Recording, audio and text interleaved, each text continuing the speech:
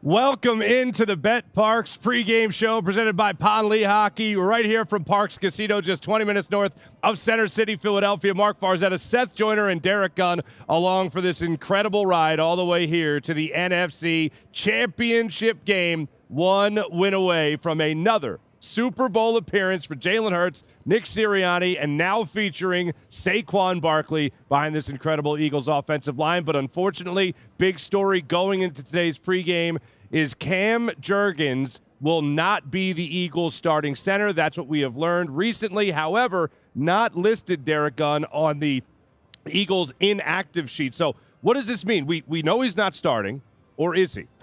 Well, from what I've gathered, he is not starting today, but the fact that he's active means if push came to shove, if Dickerson got hurt or something, maybe he could go in and give it a few go. I'm surprised he's on the active list if he's not actually starting. But he went out before in warm-ups, didn't look comfortable with the back. Jeff Stoutland, they tested him, they stretched him, didn't look comfortable. Howie Roseman was out there with him as well, and the decision was to let him sit. But the fact that he is active tells me if push comes to shove, if there was injuries, that he could be inserted and play in the game today. All right, now what does this mean as far as the communication goes between center and quarterback? Because now you're going to have Landon Dickerson move over from left guard to play center today for the Eagles, something he really hasn't done much of since his time at Alabama, so it's been a minute. He did practice at that position throughout the week. They said they were just trying to give Cam Jurgens and his back a little bit of rest throughout this week, but now, at least at this moment, push has come to shove. How does that affect communication? Well, to be honest with you, I'm not 100% sure. It all depends on how much they're going to put on Jaylen's plate in order for him to just take over everything and run with everything. I'm sure that there's still going to be communication that's going on between, the center and the quarterback. I don't think that really changes. I think the bigger question to me is how it's communicated to everybody else, and if Taylor Steen is now starting on the left side, making sure that you're communicating with him and you're on the right page as far as he is concerned. Mm-hmm. You know, Dickerson was a center in college. Yeah. So it's not like it's foreign territory to him. And even if they have practice during the week, when you get to game time, you know, it's a lot different. Seth will attest to the fact, you know, from what I understand, Dickerson took a lot of the reps in Thursday's practice at center.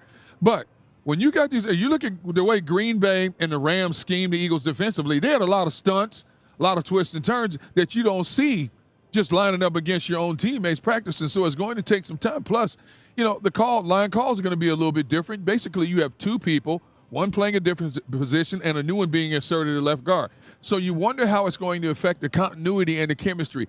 Now, obviously, I expect it to get better as the game goes along, but initially you might have some hiccups in there. All right, let's talk about those hiccups because, unfortunately, there were 7 of them last week against the Rams, and the Eagles were able to overcome that, much thanks to Saquon Barkley's performance throughout that game and the defense stepping up and taking the football away.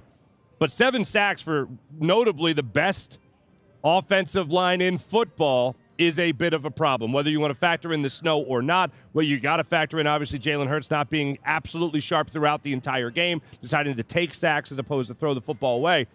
One of the things I was banking on going into this game, gentlemen, is that this Philadelphia Eagles offensive line was not going to have another game like that. And if you're struggling with communication, struggling with games like the Rams were running, and even to the admission of Lane Johnson addressing the media this week saying they really messed up when it came to covering those gains and making sure everybody took their man and won those battles. This is obviously a little bit of a hit and maybe confidence today for that Eagles offensive line. I always look at it like fool me once, shame on you. You're not going to fool me twice. You know, so you've got a guy like Jeff Stoutland that has shown these guys the film, that they've figured out, you know, how they need to remedy some of these issues that went on. You know, I talked about it, you know, before last week's game. You know, the Rams' defensive line is a lot smaller than the Eagles' offensive line. And I said they're not going to play you the same way they played you the last time, where they just line up and they're right there in the gaps and they're right there, you know, for the taking. They're going to start running some games and doing some different things, and they did that, and they had some success with it.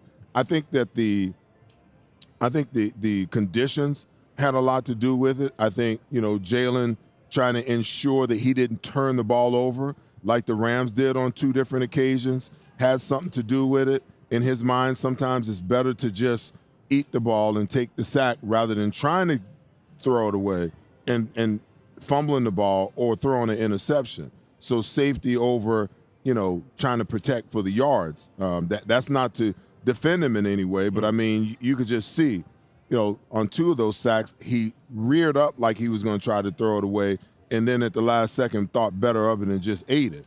But I think that they will get enough work, or they have had enough work throughout the week. They've seen these games. It's not like, you know, they're foreign to it. The difference is when you play against a team that really runs a lot of stunts because they're smaller up front and they have to do it, you know, you work more on it leading up to the game, opposed to playing against a team that's shown you that, hey, you know, we're going to be right here. Our mode of operation is mano y mano.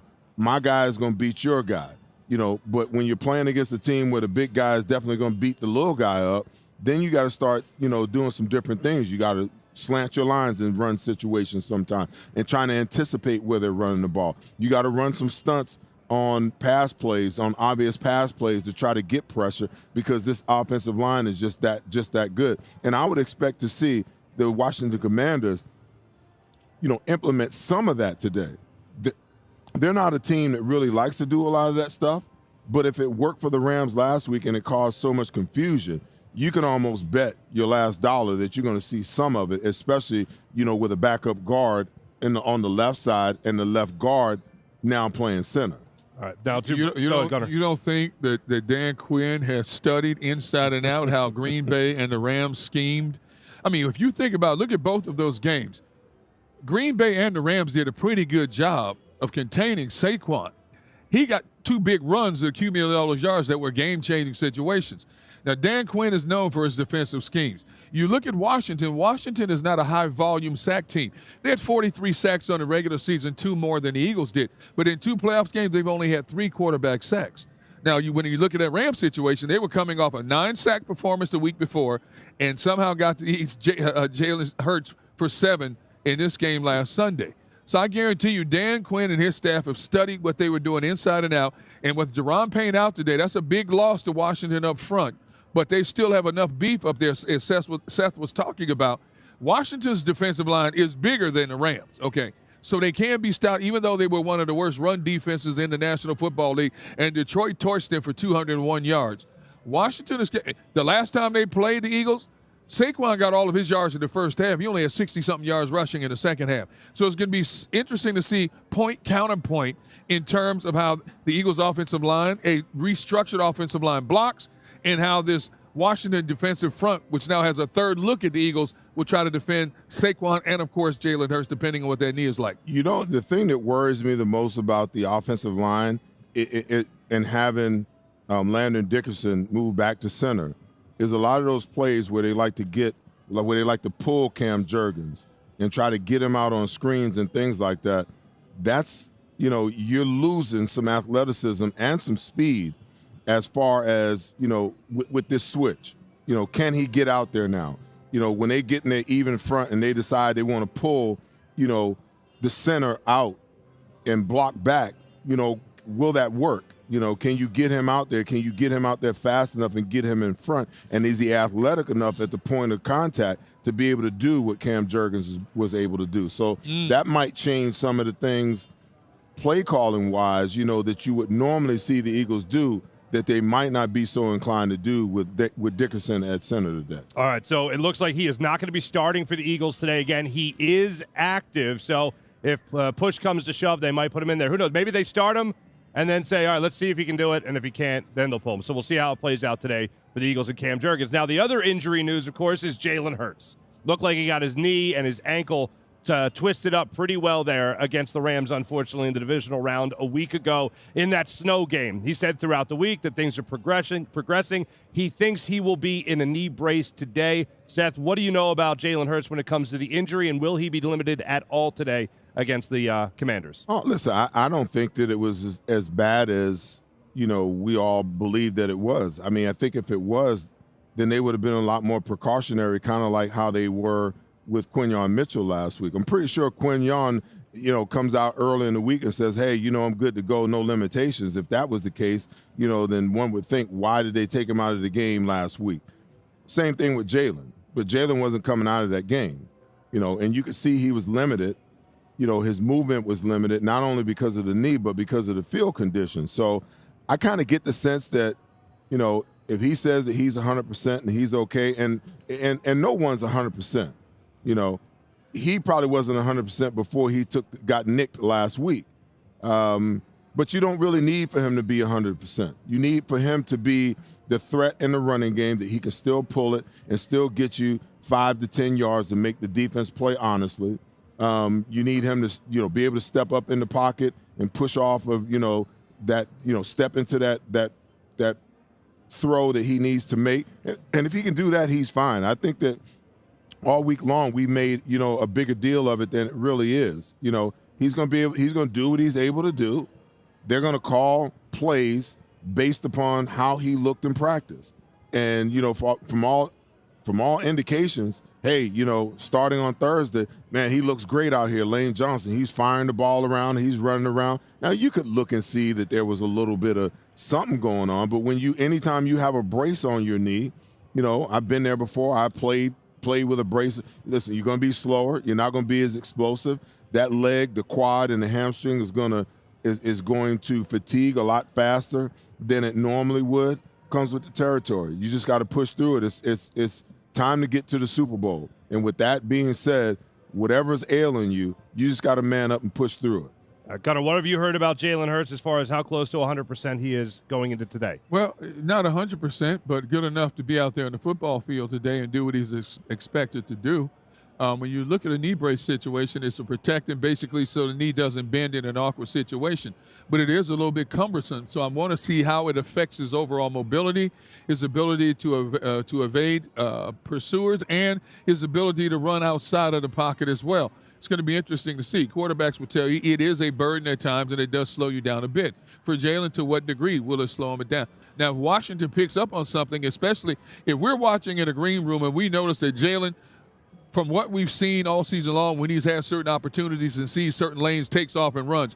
If he doesn't take those opportunities, you don't think Washington's going to pick up that as well and then adjust their schemes in terms of how they defend the Eagles. But I'm just curious to see to what degree. No player tells you everything, especially when it comes to a championship mode like this. Jaylen says, it's getting better. So what does better mean?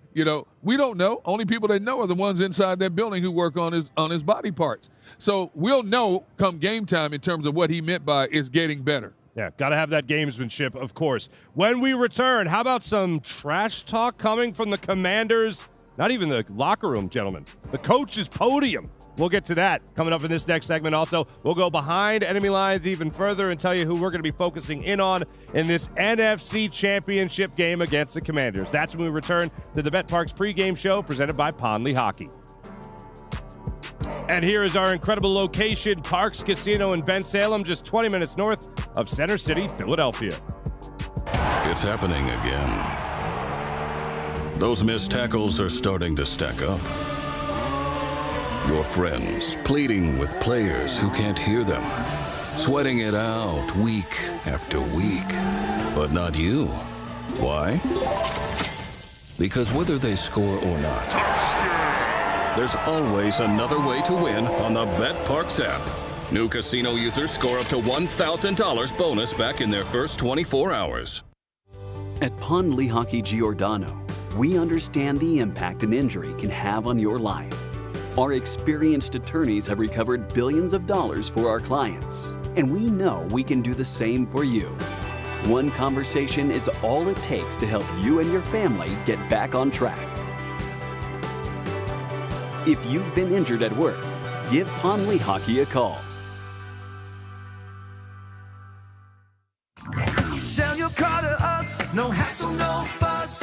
DavisBuysCars.com. Did you know that Davis Honda will pay top dollar for your car? Go to DavisBuysCars.com and get an instant quote on your vehicle. We'll make the purchase as easy as possible and put cash in your hand faster than you can say DavisBuysCars.com. Sell your car to us, no hassle, no fuss. DavisBuysCars.com. Oof, stuck paying for that old phone? Don't be.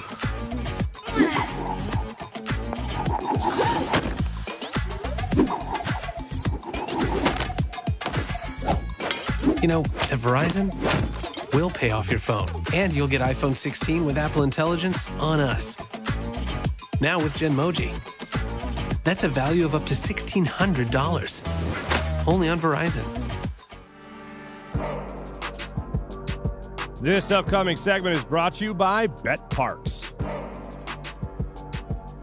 And at betPARX right now, you can get the Eagles at -6. That's right, 6-point favorites going up against the Commanders in the NFC Championship game. So usually we reserve bulletin board material for players that are actually in the locker room, the players that will be, in fact, playing in the game. However, Joe Witt Jr., the defensive coordinator of the Washington Commanders and also an assistant under Dan Quinn when he was with the Cowboys, had an interesting thing to say about Jaylen Hurts. If he runs, we're going to hit him like a running back. That sounds pretty obvious, but Seth, I think a lot of people took that as at least an attempt of a threat and some trash talk. What did you make? And I know you had a great take on this on social media. If you're not following Seth on Twitter and X by now, what are you doing? But you took exception to what Joe Witt had to say about Jaylen Hurts. It's really fear. It's all based in fear because what he said is a known thing. Whoever's got the ball, you're trying to put him down on the ground. So what do you mean you're going to treat him like a running back? He's been running all season long like a running back. So whoever's got the ball, you're going to put him down. What Joe was really saying, and I found it to be, somewhat of a bitch move, in my opinion. Joe was trying to throw Kellen Moore and Nick Sirianni off by saying, oh, we're going to hit your quarterback. So if you don't want him hit, you ought to keep him in the pocket. Why is he doing that? Because he knows full well that if Jaylen pulls the ball once or twice and makes any kind of significant yards, whether it's a 5-yard run, a 10-yard run, or he rips off 44 like he did last week, that now sets the table for Saquon in the running game. Because every single time that he puts the ball out there, that defensive end at the end of the line of scrimmage, that nullifies one player and sometimes two. Like if you go back to last week, he moved Saquon Barkley all over to the weak side. He ran the ride, the defensive end paused, the safety that walked down paused, he pulled it, and they ran counter O back the other way. That was the 44-yard touchdown. So the whole left side of the field became frozen because the threat of Saquon running the ball. And because they froze and they had numbers on that side, Jaylen took the ball and ran it back the other way. So what is he trying to do? He's trying to send a message to Philadelphia. Keep your quarterback in the pocket so your running game sucks so that we can play Jaylen Hurts in this offense the way we did Kenny Pickett in the second half, okay, so that we have to make my job easier. Man, what a bitch move that is by a defensive coordinator midweek to come out and say some crap like that, okay? Because if anybody who's smart enough to know football understands exactly the BS that he's trying to pull off. And, oh, by the way, Joe, don't forget, karma is a bitch. Your quarterback runs too, and we can treat his ass like a damn running back too. Be careful what you wish for. Nakobe Dean obviously missing this game today, so Seth Joyner is just going to go down to the stadium and play in this game today, folks. You know what? It just rubbed me the wrong way. Absolutely. It's one thing for a player to say something like that, but for a coach to come out and put that out, you know, and for me to look at it and be like, what is he really trying to do here? What is he really trying to say? Oh, please don't run Jaylen because it'll be so much easier on our defense if he doesn't run. And, oh, if you run him, by the way, what we're going to do is we're going to hit him. We're going to treat him. You don't think you treated his ass like a damn running back when you concussed him the last game? So you ain't telling us nothing we don't already know? Man, go on with that nonsense. My thought went to, what are you tackling a wide receiver differently? You're tackling a tight end differently. And I understand when it comes to that, you know, certainly size matters in trying to bring these guys down. But Gunner, you hear this kind of thing. It's like, what are you going to do? Tackle him like he's a ballerina? That's what's expected. It's gamesmanship, but it's weak on his part because he stated the obvious. You know, anybody who has the ball, what's the defender's job? Get the ball from him or take him down as quick as possible and get a little extra shot in there. As Frankie Louvu did last time, which caused a concussion, which was a cheap shot. D-Gun, what? He showed his hand. Oh, he showed his hand. There's no question. He is scared. Oh, there's no question. Ain't no question about that. You know how animals, you know, it say, you know, the one thing you don't want to do when a dog approaches it, you don't want to show fear. That's right. Because they can smell it. That's I right. can smell the fear just reeking off of his ass. That's right. Exactly. I'm sorry. That's fine. That's fine. And then you hear the story about how it's still stuck in the Eagles' craw when they saw how Washington was celebrating after they beat them down there like they had won the championship or something. Don't think the Eagles players don't remember that as well. So both of these teams have some extra motivation for this game. And that's what, you know, I like the fact that it's round 3 between Rocky and Apollo Creed. And only one man's going to be left standing with that Super Bowl destination in sight, okay? And I guarantee you one thing. Washington is going to try to do some things to take some Eagles psychologically out of this game. They got C.J. G.J. out of that last game. Jalen Carter gets that unsportsmanlike penalty as well. I guarantee you part of Washington's game plan is whether they're talking trash or give a little extra nudge somewhere, is they're going to try to take certain members of Eagles mentally out of this game today. You watch what I'm telling you. And there's going to be some extracurricular stuff going on. I found it interesting after the game against the Rams, Saquon Barkley said they came out and started having some cheap shots. Yeah. And I thought that was interesting because I was like, if that was cheap shots against the Rams, what's it going to be round 3, Eagles-Commanders? Now, by the way, this is a perfect segue into Behind Enemy Lines, brought to you by Verizon, talking about what Joe Witt Jr. was saying throughout the week. Let's get into our guys that are going to be watching in this matchup. Round 3, Eagles-Commanders. This one for a trip to the Super Bowl. I'll take the first tab at this one. Frankie Louvu. I mean, let me get this out of the way, all right? That's the guy I'm going to be looking at. When you look at what he's been able to do throughout the season, his best numbers are against the Eagles. You look at the 2 matchups so far, 17 total tackles, 2 sacks, 1 interception. He also has a couple tackles for loss as well. And let's not forget about this. The 1 sack he had brought down Jaylen Hurts for only a 2-yard loss in the Week 11 matchup. Then, of course, he comes up with another big sack on Jaylen Hurts where he takes him back for a 13-yard loss on that attempt at trickeration in that first matchup of the season. And then in game 2, he's the one that delivered the knockout punch, unfortunately, to Jaylen Hurts. Knocked him out of that game where Jaylen only played in 11 snaps. And how about this? Frankie Louvu throughout the season has 11 tackles for loss this year, 4 of them against the Eagles. Whatever it is, he ups his game. And not that you're expecting to see Kenny Pickett play today. He picked off Kenny Pickett in that week 2 or second matchup as well. And listen, Jordan Mailata or Mekhi Becton need to lay hands on this boy early because he's a dirty player. I don't care what anybody says. When you watch him play, he's a dirty player. And I don't understand why, back in the day, if somebody would have concussed Randall like that, there would have been hell to pay. There would have been multiple 15-yarders because you can't treat my quarterback like that and not expect for your quarterback to get treated like that. What's good for the goose is good for the gander. Somebody needs to check this boy real early, this Louvu kid, because he likes to play right on the edge, and somebody needs to push his ass off the edge. I'm telling you right now, from the word go, I wouldn't even be upset, Jordan Mailata or Mekhi Becton, if you took a 15-yarder, but send a damn message right now. Because he's running around doing all this little extra stuff that people really don't pay attention to. He's dirty, man. He is dirty. He's a dirty player, and somebody need to check his ass real early in this game. You are ready to play, man. I love it. I absolutely love it. NFC Championship, that's what it brings, Gunner. Who you got today? Well, it's funny. We all know that when it comes to the receiving game, that Terry McLaurin is the marquee player. But all of a sudden, this De'Ami Brown has emerged as the understudy, so to speak.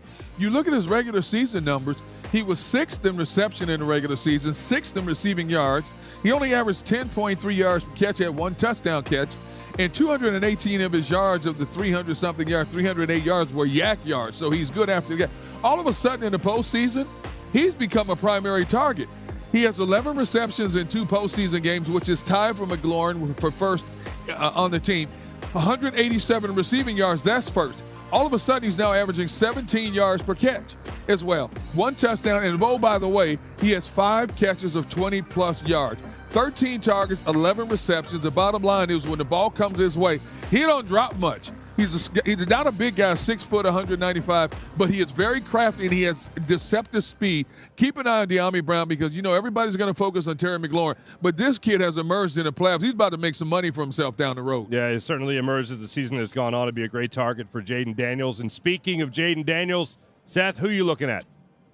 That's my guy. I mean, listen, this game will hinge upon whether the Eagles have the ability to keep him under control. I mean, just look at those numbers.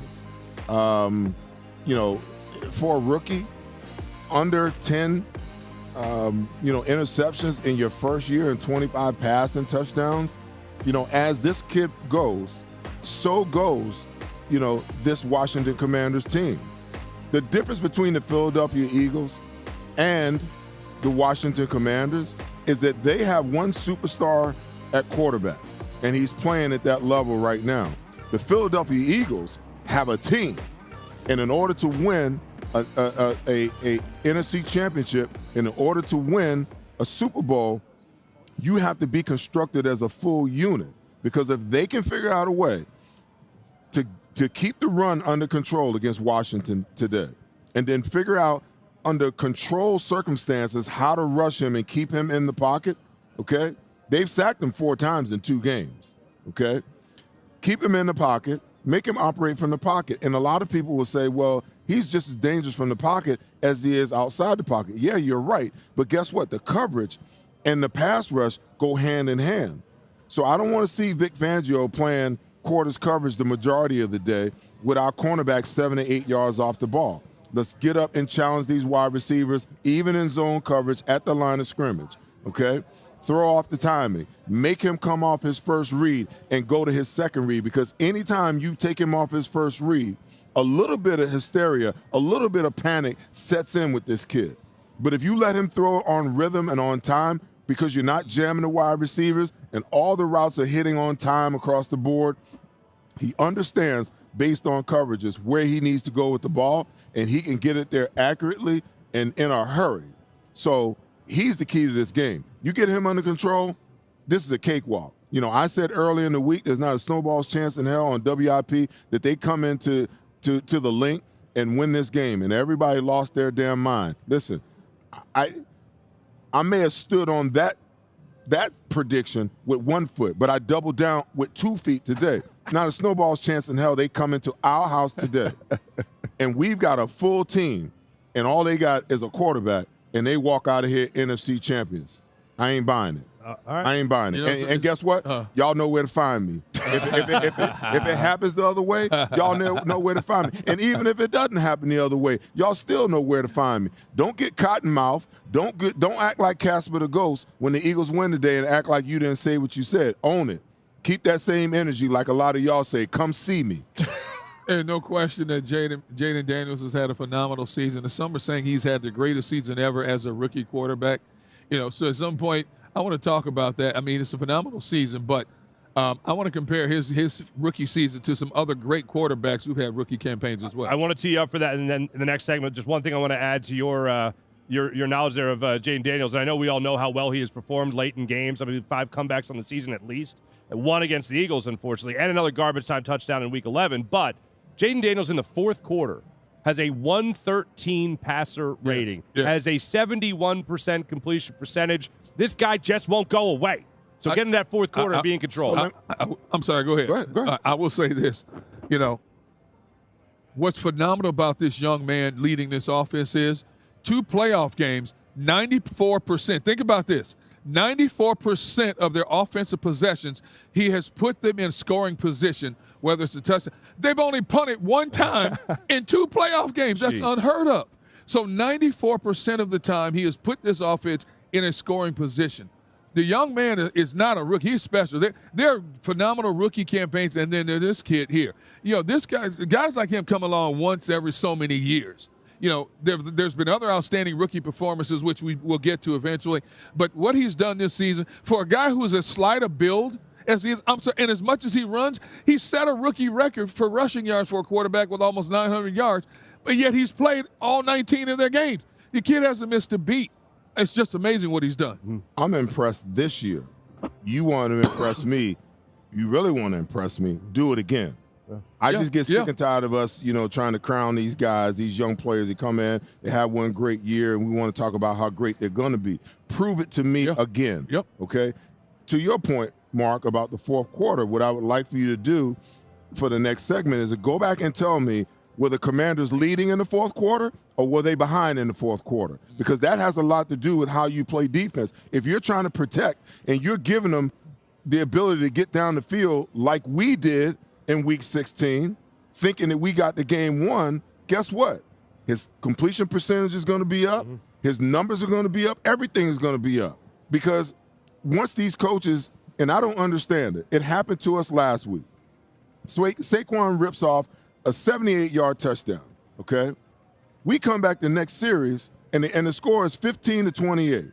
We come back the next series, and we let them march 7 plays, 70 yards, right down the field, 1 minute and 48 yards. Boom. Now all of a sudden, we back. It's a game again, okay? Now, when they get the final possession, now we start playing the way we've been playing all game. Why not keep playing that way?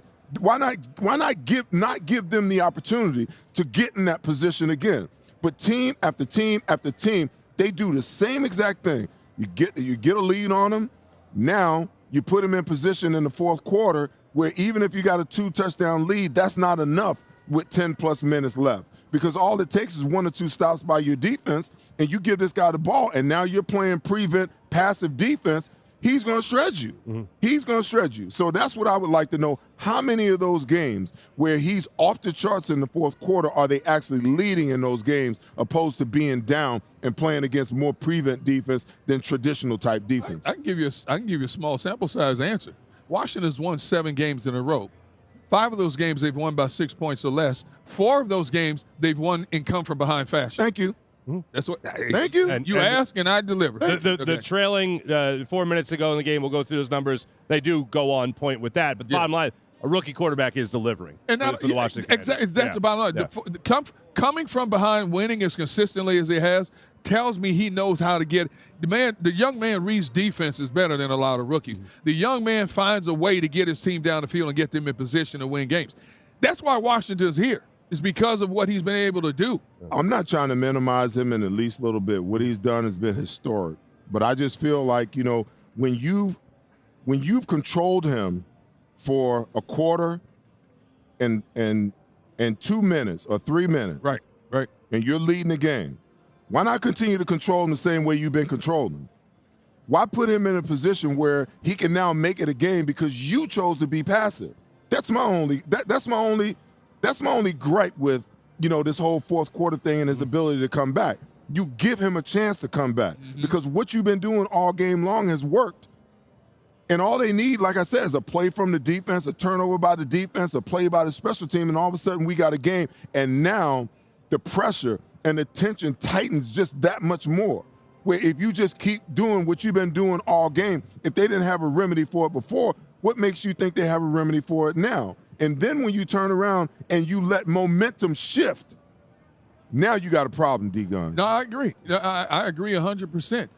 We see this year in and year out, not just with the Eagles, but every team across the National Football League. They're all taught when we're sitting on the lead trying to protect the lead, go to prevent. Right. And a lot of times you allow teams to walk down the field and get in position to possibly tie a game or win a game. I don't know why they teach prevent. Play your game. Play your doggone game. Right. But we see prevent defenses all the time across the league. It's the old adage, you play prevent, you prevent your team from winning, as we've heard so many times. When we come back, we're going to take a look at the history implications here with Jaden Daniels on the year that he's put together. Of course, our man Derrick Gunn has crunched some numbers on that. We will talk about that when we return. And also what to expect from this Eagles linebacking core. We joked about it earlier, but Oren Burks and Zach Vaughn closed out that game rather well against the Rams. We'll talk about that when we return here on the betPARX pregame show presented by Lehocky. The sportsbook here at Parx Casino. Enjoy a lap of luxury taking in all the games and some ice cold drinks. On game day, it's the Eagles' job to protect this house. But in here, this is our house. So we drank our pickle juice, then wrote the playbook on injury law. And created a winning culture that knows Hungry dogs run faster. And we always bring the pressure because that's the standard. And we don't win until you win. Most people don't know how to get the care they need. The experts at Stay at Home Care can help. Before choosing a caregiver or family member for your care, you need to apply for the home care program. The application process can be complicated. Stay at Home Care can help you navigate through every step. Once approved, your caregiver or family member will receive guaranteed weekly pay, a variety of medical benefits options, paid holidays, paid vacation, and overtime pay. Call Stay at Home Care, here to help every step of the way. This is Parx. This is how you roll. This is how it goes. This is how you pop. This is how you rock. Take a chance, do a dance, little romance. This is how you. This is how you excite. This is how you all night. 360 hit me. Now we're going all in. I can feel it calling. The crowd, the light, the night, the sights, the vibe is right. This is how you. This is Parx, Pennsylvania's #1 casino experience. This is how you win.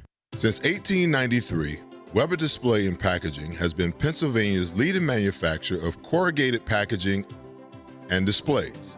We're family-owned with 4 Philadelphia locations, 2 converting facilities, a warehouse, and a fulfillment center. Designed through delivery, we exceed customer needs. Weber Display and Packaging. Our core values drive everything we do. Come join our team. Gentlemen, are you ready for a wardrobe update? Introducing Divine Nine's Custom Menswear, your clothier for truly unique, custom-made threads. With Divine Nine, you can design your own one-of-a-kind suit, jacket, slacks, shirts, golf pants, and shorts, perfectly handcrafted by our skilled artisans who will bring your vision to life. Prepare to stand out from the crowd with Divine Nine's Custom Clothier, official clothier of Seth Joyner. Custom clothing made for you. This upcoming segment is brought to you by Lehocky. Welcome back to the betPARX pregame show presented by Lehocky. Marc Farzetta, Seth Joyner, and Derrick Gunn with you ahead of NFC Championship. Round 3, Eagles, Commanders, kickoff at Lincoln Financial Field. No snow in the forecast Actually, supposed to be lovely down there in South Philadelphia today. We talked a lot about Jaden Daniels in the last segment. In case you're just joining us, we know that now Jaylen Hurts is wearing a brace, a soft brace on his knee to go into this game. He's running around on the field right now wearing that. Also, Cam Jurgens is reportedly not starting in today's game. Then the inactives came out, and he is active. We have some theories on that. This is most likely a situation where you're going to have Landon Dickerson, who took snaps under center and at center for the Eagles throughout the week, playing and starting at center today for the Eagles and Landon Dickerson. And then potentially, if things go awry and need to tap on Cam Jurgens to come into the game, he will come into the game. Also, it could be another situation where they start him, it doesn't go well, and then they shift Landon Dickerson over, so we'll see how that plays out today. But Jaylen Hurts, Gunner, what percentage, again, for the people just joining us, do you think he's at going into today's game, albeit with the knee brace? I'm going to say about 85%, 90, which still should be good enough to get the job done. Even if they reduce his running attempts, the man's got enough weapons around him to get the job done and then some. I mean, the offense is healthy. Outside of Cam Jurgens, this offense is healthy. Running back, wide receiver, and even offensive line with the makeshift offensive line that they have. You know, when you can move somebody like Landon Dickerson into a center and have a guy like Tyler Steen, who we've seen go into games and play at a high level, it makes me even more comfortable. I mean, the offensive line just got bigger, if you really want to think about it. They just got bigger, which means they might even be more powerful. Now, that's not to take anything away from Cam, because when you look at a lot of those runs that Saquon was able to spring, it's directly responsible initially with Cam being able to get out in space and open up some space for him. Now, like Seth said earlier, we don't know if Dickerson moves as fast as Cam does down the field. We're going to find out.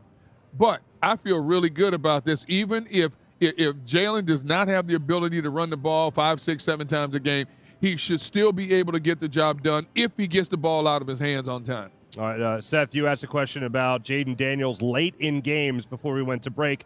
Trailing and 2 minutes to go. His passer rating, trailing 4 minutes to go in a game. Passer rating is at 120.9. Obviously, it's an uptick there from just the standard 113 in the fourth quarter. Under 2 minutes to go in trailing in a game, his passer rating goes to 127.8. Yes, you do go against that prevent defense, but as you were saying also, it's still a young quarterback going out there and getting the job done. No, listen, no doubt about it. There's a difference between having to make tough throws and taking layups. It's a difference between, there's certain situations that once you're threatened like that with the game on the line, now you start to call some defenses that you wouldn't necessarily have to call.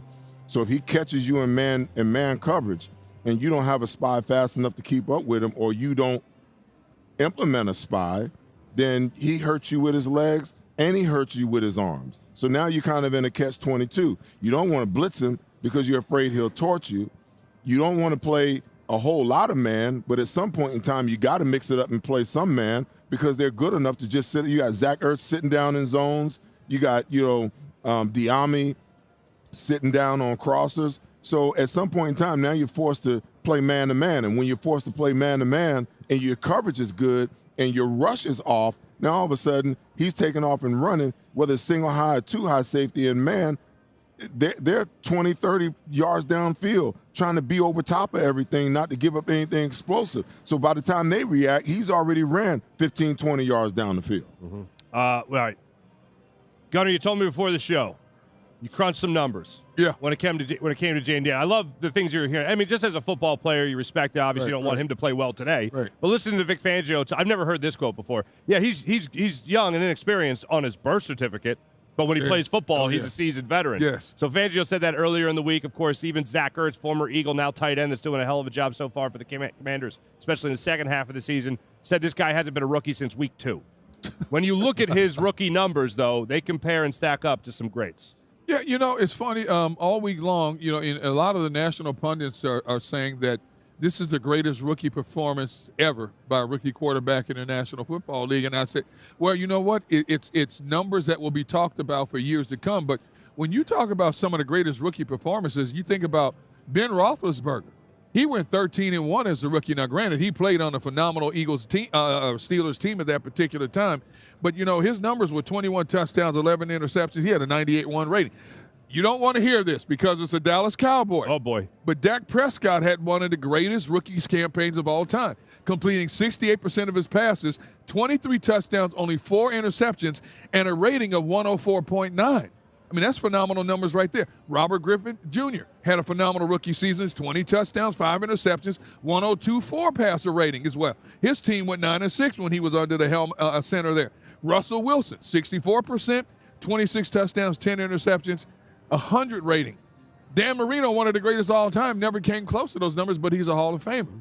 So here's one number in particular to look at, and Seth kind of mentioned it earlier in the show, and it came right to mind. Look at what C.J. Stroud did as a rookie last year, and everybody talked about how he was the next phenom. Oh, by the way, he came back down to earth this year.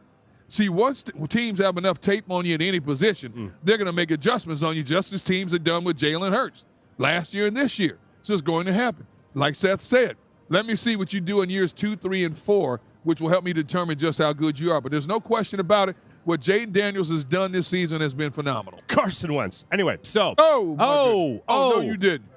All right. But, all right. Let me ask you this question. Just the last thing I want to say about asking about Jaden Daniels here. What's the bigger advantage? Is the bigger advantage for Dan Quinn, or the bigger advantage for Cliff Kingsbury and Jaden Daniels going up against Vic Fangio a third time? Or is the advantage to Vic Fangio going up against them a third time? Oh, it's definitely to Vic Fangio. Because you got to remember, you got to parse these games out as they were. The first game they played against Washington, Jaden Daniels was injured. He had a rib injury. They kind of had him in bubble wrap. They didn't want him running around. They didn't want him doing a whole lot of anything. So he had a very mediocre day against the Eagles that day.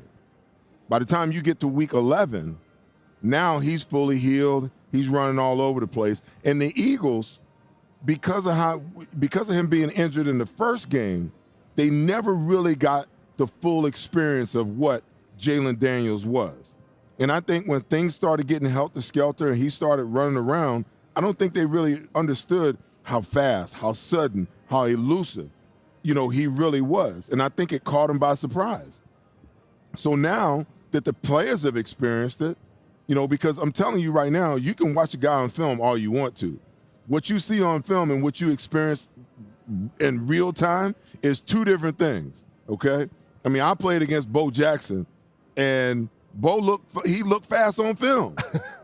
But, man, when he took that toss on the first play of the game, I had never seen a human being run with such speed and such acceleration and such power. And I came back to the huddle, man, everybody's eyes in the huddle was like this. And I was like, man, we got to get to him before he get his shoulders squared up to the line of scrimmage, So once you experience it, it's a completely – oh, by the way, he only had 40 yards rushing the rest of the day. But now that Vic Fangio has seen it, the players have experienced it.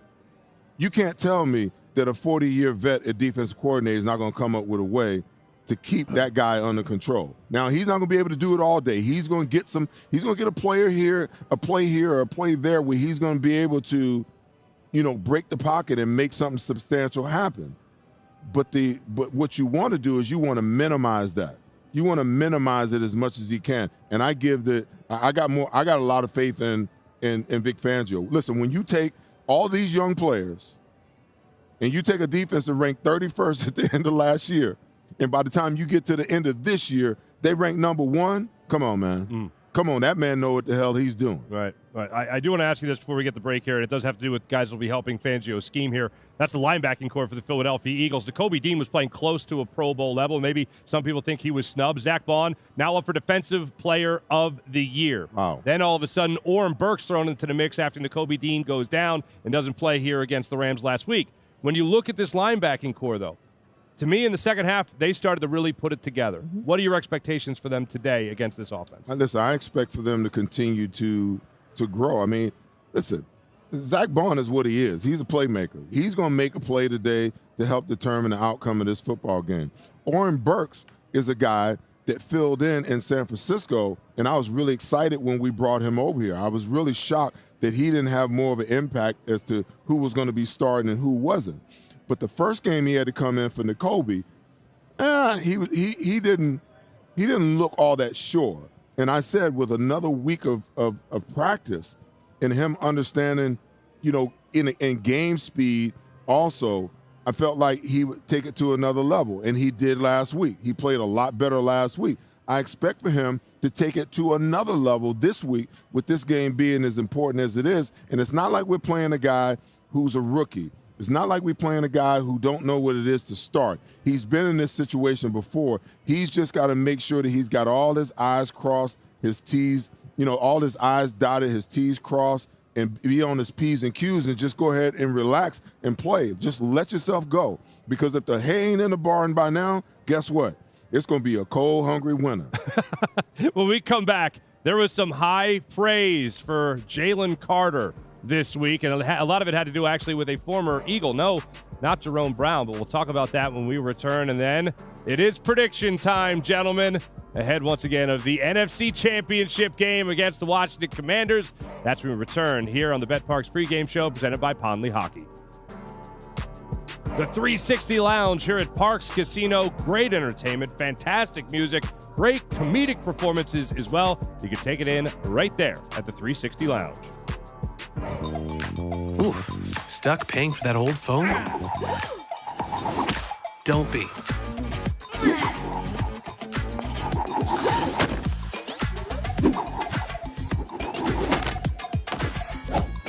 At Verizon, we'll pay off your phone, and you'll get iPhone 16 with Apple Intelligence on us.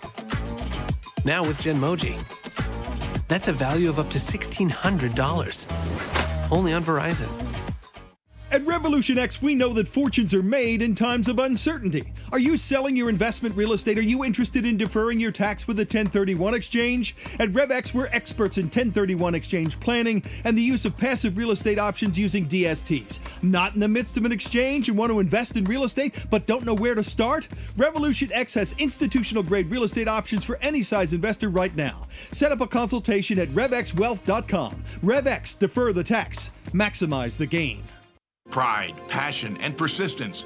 These are the values that drive us all at Ron Jaworski Golf. We strive to deliver outstanding conditions as well as playability for golfers of all ages and abilities. Our championship golf courses offer a variety of challenges from a link-style walk along the river to an escape into the pines and everything in between. My team at Ron Jaworski Golf is committed to delivering memorable experiences every single day. See all we do at ronjaworskigolf.com.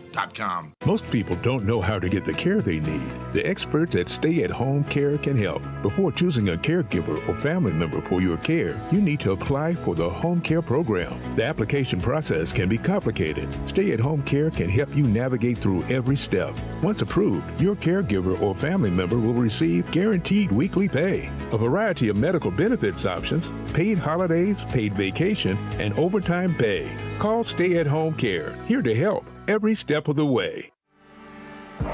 This upcoming segment is brought to you by Verizon. Right now, the betPARX app. We think we don't hear what you said during commercials. And don't say me. I said we. I was concentrating on advertisement. Now you're French, huh, Pepe? We.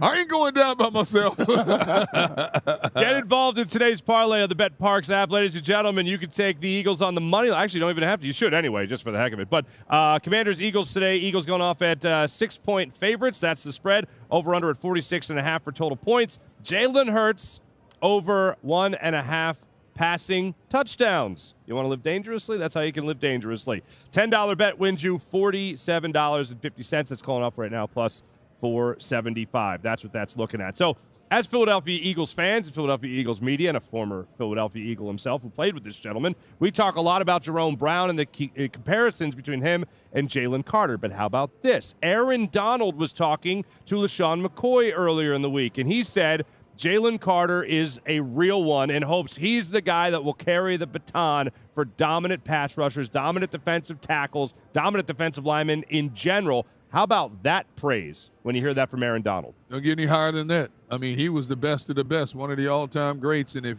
anybody knows, he knows. And if you look at Jalen Carter's play, especially the latter half of the season, there's no denying it. The man doesn't come off the field.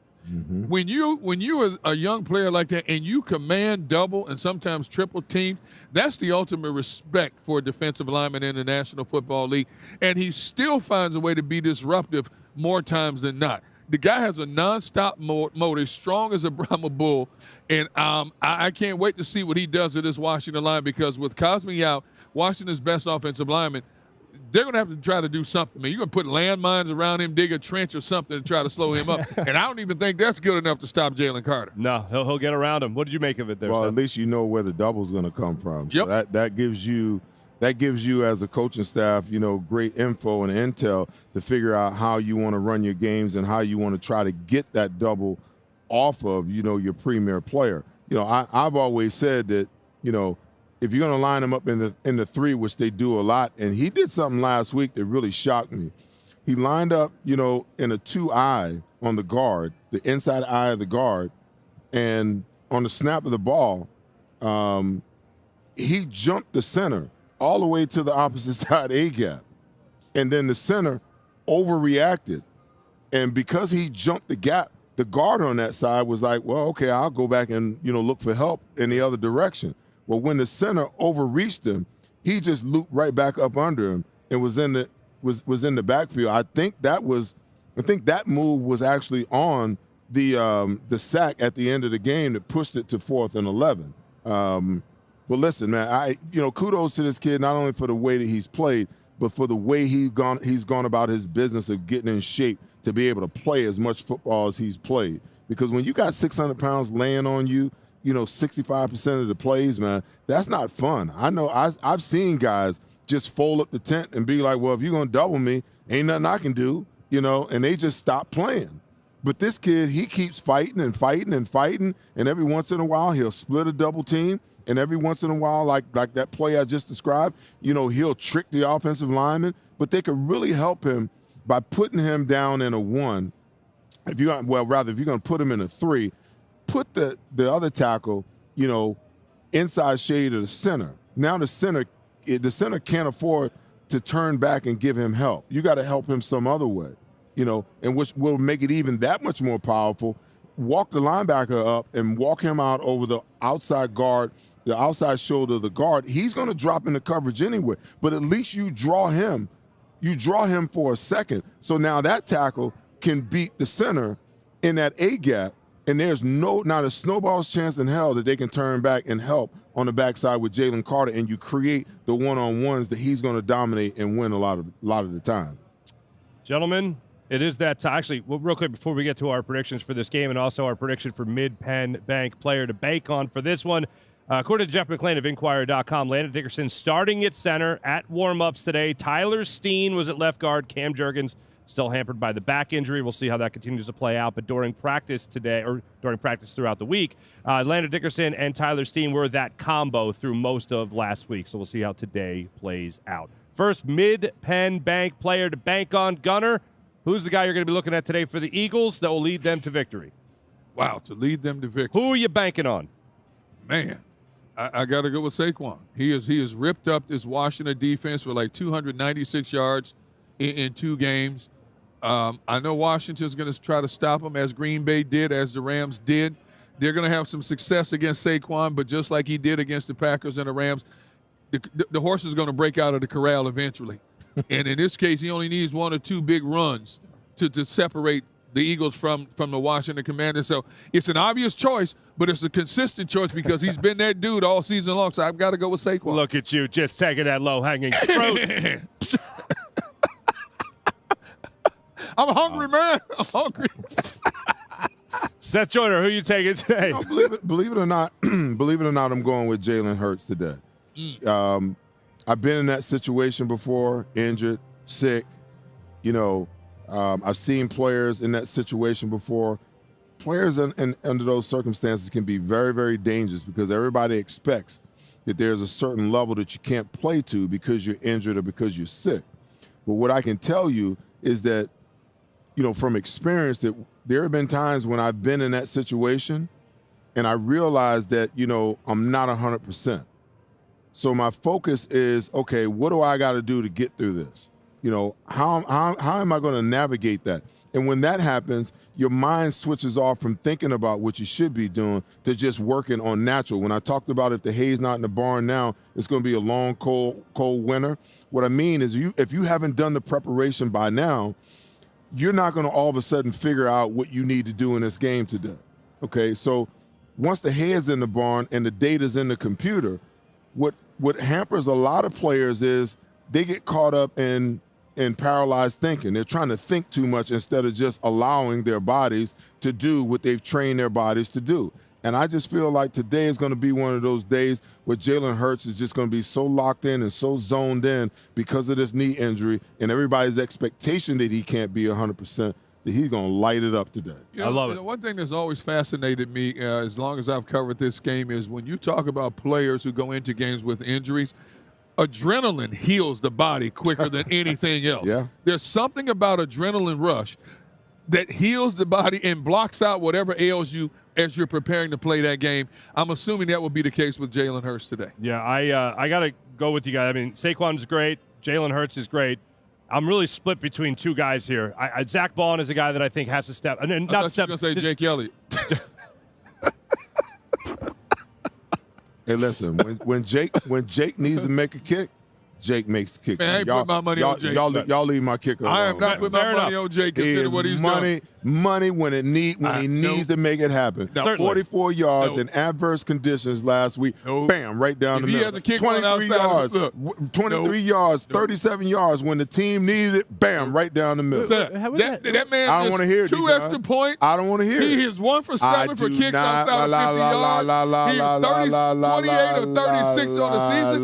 This is not the same Jake Elliott we used to seeing in years past. I am not putting a dime. I wouldn't put a plug nickel on Jake Elliott. What the hell is happening?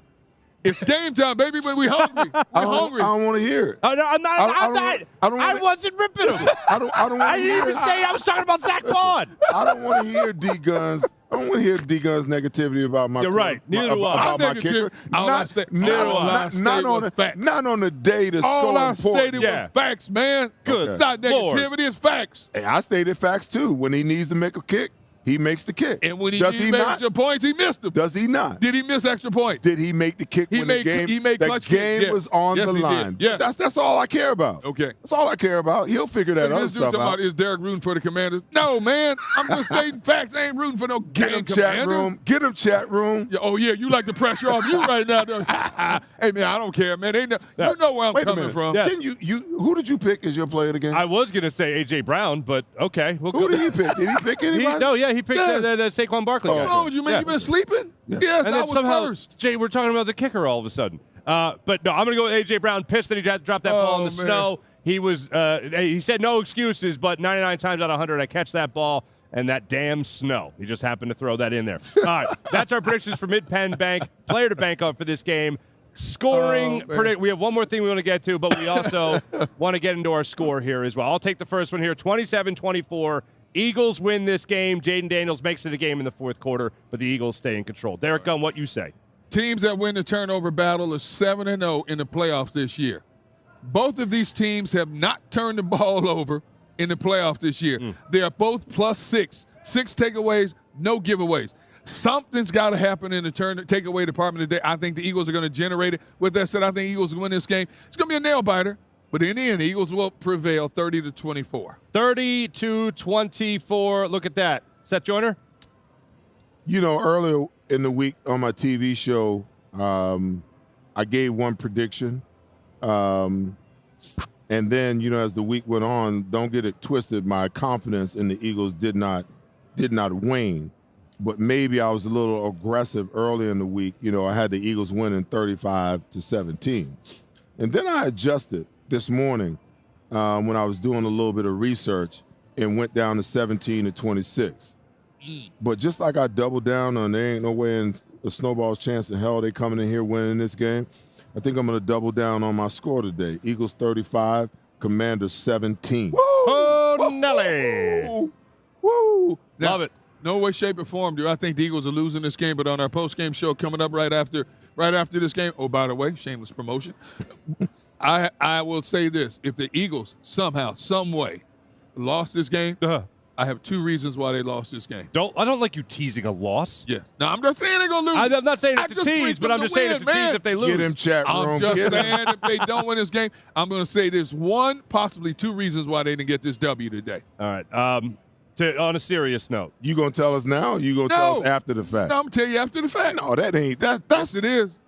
Come on, man. That's like people getting mad at me because I said wasn't a snowball chance of them winning, and I'm like, okay, don't be mad at me because I'm bold enough to stand up on what I believe. I want the everybody does that after the fact. Tell me now. Nope, I want the spontaneous answer. That's why. If I tell you now, you have 3.5 hours to prepare an answer. I already know what one of them is. I can't. You have no idea. Turnovers is one. Like Big Daddy L. Rob said, trust the stash, Gunner. Yeah, but now Rob, Mark's a little bit. He's a little scared now because I would let the goatee come out as well. Mark, man, you believe in all this voodoo and all this stuff? I wouldn't say I'm superstitious, but I am a little stitious. You're a little stitious? Not superstitious, just a little stitious. Hey, man, get off the set and go shave, man. Hey, look, man, look. Go shave. How the world are you going to do that, man? What? All this down here, man. Look, but it's cold, man. I'm trying. My face has been cold all winter, man. You're wearing a muskrat hat every week we come in here. I'm cold, man. I need some facial hair, man. Well, I'm just telling. Hey, plus, by the way, he grew all that in 1 week. I did.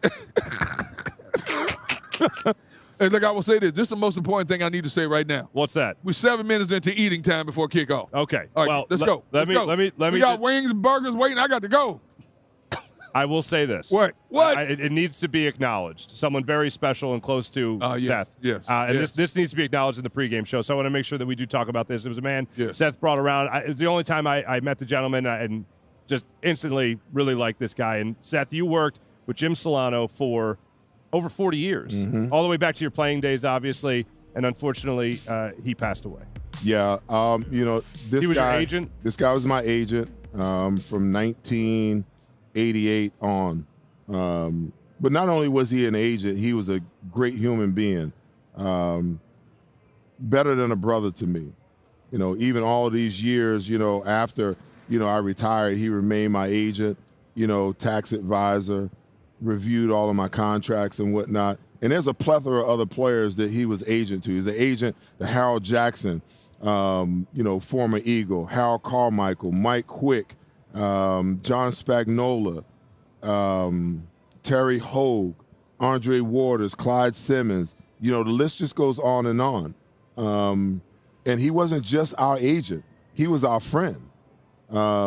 So it's with sadness, that I tell you guys that, Jim Solano passed away this morning at 7:30, and the world is less one great human being. And I'm going to miss him immensely because not only was he my agent, this man was my friend. He was my brother for 40 years. And I'm hurt this morning because, he was my golf partner.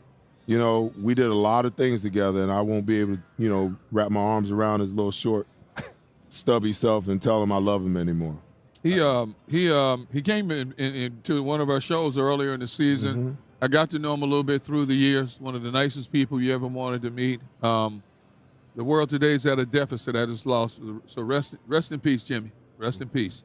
Job well done. Yeah, thoughts and prayers to the family, obviously, of Jim Solano, and my heart goes out to you as well, Seth, because I know how close you were with that gentleman. And again, condolences, and thank you for powering through for us, powering through for the fans that obviously watch the show throughout this season.